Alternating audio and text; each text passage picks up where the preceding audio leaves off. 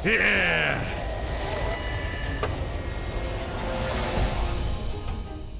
सब रहने दीजिए ना जोधा, मैं कर लूंगी ये सब। नहीं, ये वक्त आपके आराम करने का है। आप इस तरह अपनी आंखों पर जोर मत डालिए। जकीरा तुम भी। हाँ तो ठीक ही तो कह रही है जकीरा, माला हम दोनों बना देंगे, दीजिए। नहीं मोती, पूरे दिन में यही तो काम है जो हम अपने लिए करते हैं। अब ये भी तुम हमसे ले लोगी तो हम तो बैठे बैठे कुड़ते ही रहे। हाँ तो फिर कुटते रहेगा, परंतु मैं आपके इस हट के कारण शहंशाह से डांट नहीं खाने वाली हूँ। दीजिए मुझे। मोती तुम हम पर आदेश नहीं चला सकती, ये काम हम ही करेंगे। इन्हें समझाने का कोई फायदा नहीं है मोती भाई।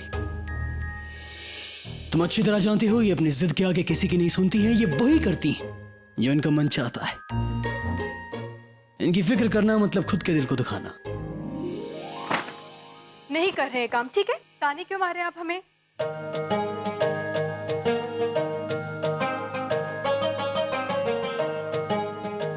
अच्छा गुस्सा मत होइए।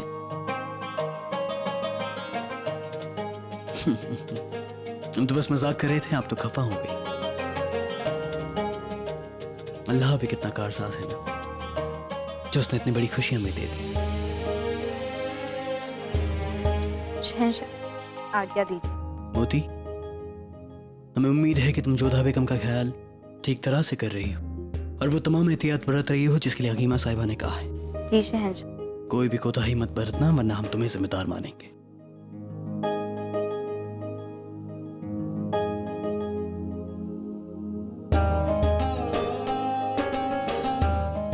कैसी हो जोधा?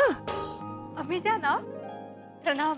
अरे अरे बैठी रहो, हम तुम्हें कुछ देने आए हैं। ये सब क्या है?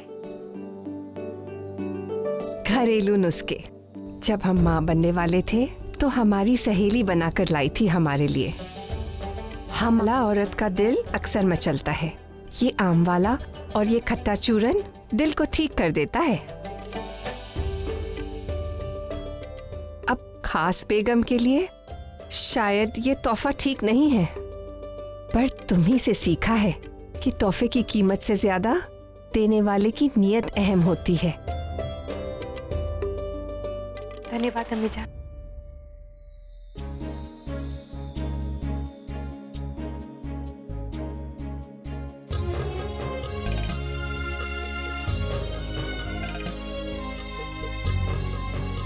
अब हम चलते हैं, बहुत सारे काम हैं। दादी जान बनने वाले हैं हम। तुम्हारे वालिदैन को भी खास न्योता देना है।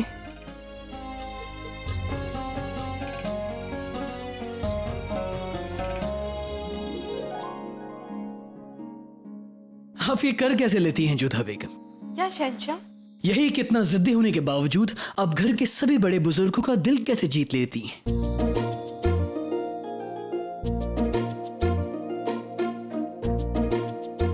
क्योंकि इस महल में ऐसे कई लोग हैं जिनसे तो हम कम ही हटी हैं। कहना क्या चाहती हैं आप? यही कि आप हमसे ज्यादा हटी हैं। तो फिर एक बात तो सोचने लायक है जोधा बेगम की, जब वालिदैन ऐसे हैं तो फिर हमारा बच्चा कैसा होगा? जब माँ इतनी अच्छी है तो संतान तो अच्छी होगी। हम पर तो जाएगी हमारी संतान। हम वैसा ही चाहते हैं जोधा बेगम कि अगर लड़की हुई तो वो आपकी तरह खूबसूरत, जिंदा दिल और बहादुर हो। और यदि बेटा हुआ तो वो आप ही की तरह एक महान शहंशाह, एक महान योद्धा बने।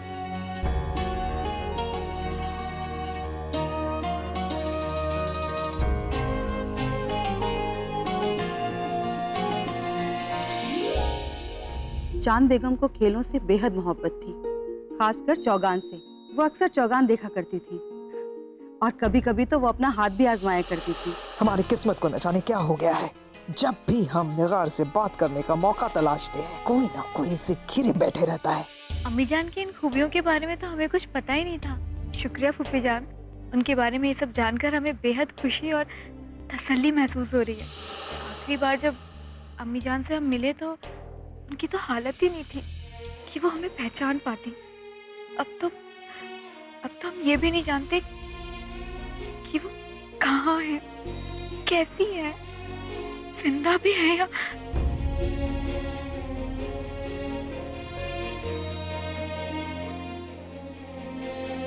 मत रो निगार, खुदा पर यकीन रखो।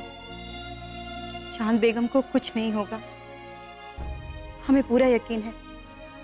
कि जल्द से जल्द शहंशाह उन्हें ढूंढ निकालेंगे। सब्र रखो मेरे बच्चे। यही तो हम नहीं चाहते, नहीं चाहते कि जलाल किसी भी तरह चांद बेगम के पास पहुंच जाए। मगर अगर निगार ने हमारे बारे में जलाल के सामने अपना मुंह खोल दिया तो या खुदा, कहीं के नहीं रहेंगे हम। हमें जल्द से जल्द निगार से बात करनी होगी। आदाब हुजूर, शहंशाह ने आपको दीवाने खास में शिरकत करने का पैगाम भेजा है।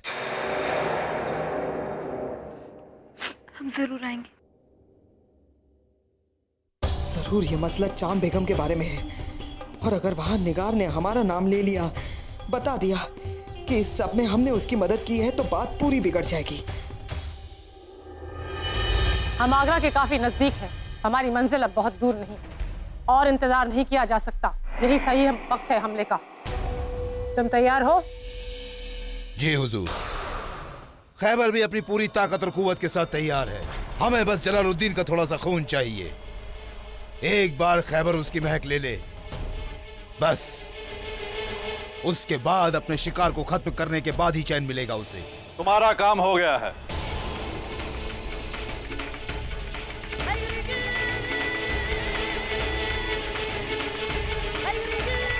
ये लो जलाल का खून।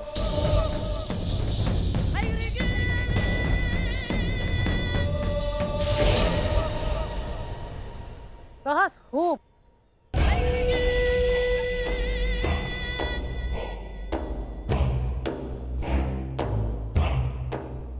कहाँ से पाया आपने ये खून? बेगम साहिबा जलाल को जिस गुफा में कैद किया था वहां उसका खून बिखरा पड़ा था और खून से लथपथ कपड़े भी वहीं से इंतजाम किया है। बहुत खूब। निगार आपा, हमारा यकीन मानिए, हम जल्द से जल्द चांद अम्मी जान को ढूंढना चाहते हैं। उसके लिए हमें छोटी से छोटी सुराग की जरूरत है। इसलिए हम जानना चाहेंगे कि आपने कब, कहाँ, कैसे चांद अम्मी जान को देखा, अब उन तक पहुंची कैसे। क्योंकि आपके जाने के बाद हमारे सिपाहियों ने ढूंढने की पूरी कोशिश की, लेकिन हमें कोई भी सुराग नहीं मिला।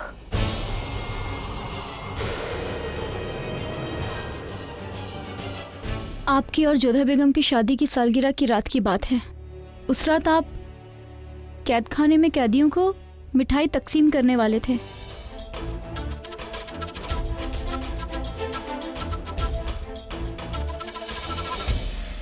उसमें छुपकर हम उस गार पहुंचे जहां अम्मी जान कैद थी। उनसे मिलने के बाद हमें आप पर बेहद गुस्सा आया, क्योंकि इतनी तकलीफें सहने की वजह से अम्मी जान दिमागी तौर पर खाली हो चुकी थी। यहाँ तक वो हमें भी पहचान नहीं सकी। खुद को संभालिए निगार आपा। मेरा वादा है आपसे कि हम चांद अम्मी जान को जल्द से जल्द ढूंढेंगे और उस शख्स को कड़ी से कड़ी सजा देंगे जिसने ये गुनाह किया। लेकिन आप हमें ये बताइए कि आपको किसने कहा कि चांद अम्मी जान को हमने कैद कर रखा है?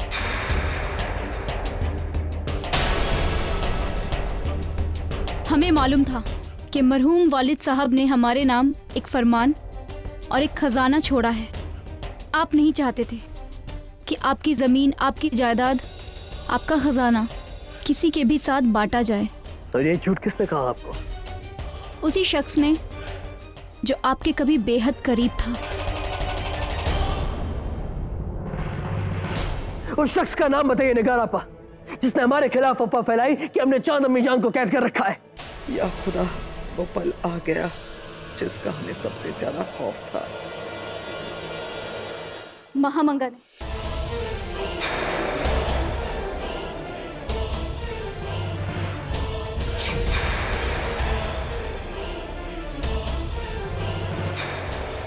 भागने के सारे रास्ते बंद हो चुके हैं महामंगा।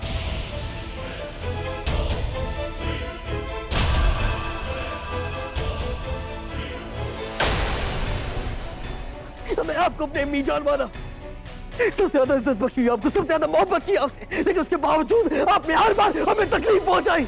हमें तकलीफ पहुंचाने के लिए कभी आपने खान बाबा को तकलीफ पहुंचाई, कभी आपने जोधा बेगम को बदनाम करने की कोशिश की, और इस बार तो आपने हमारे ही दामन पर कीचड़ उछाल दिया। इस बार जो आपने किया वो सजाए मौत के काबिल भी नहीं है। अदगार साहब, इस दलील को गिरफ्तार कर लिया जाए और ताउम्र कैद खाने में डाल दिया जाए।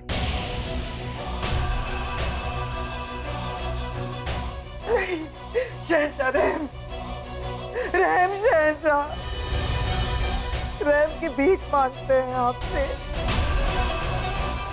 हम आपकी दाई जरूर हैं, लेकिन आप भी जानते हैं कि हमने अपने सगे बेटे से ज्यादा आपको मोहब्बत की है। लेकिन उसके बदले आपने हमें खून के आंसू भी रुलाए हैं। अफसोस आता है हमें कि हमने आपको अपनी अम्मी जान माना। अम्मी जान, इस एहसान फरामोश के सामने रहम की भीख मत मांगना। आज हम इसका सर कलम कर देंगे।